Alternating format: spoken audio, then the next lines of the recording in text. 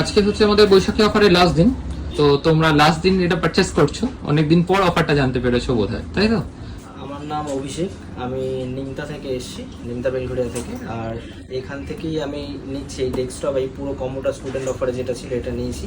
আমার বিহেভিয়ার এনাদের খুব ভালো লেগেছে, প্রচণ্ড হেল্পফুল। তো এটা বাড়িতে নিয়ে গিয়ে পুরো রেডি করেই ওনারা দিয়েছেন, শুধু বাড়িতে গিয়ে সেট আপ করে নেবো আমরা। তো খুবই ভালো লেগেছে, এখান থেকে আমরা নিলাম।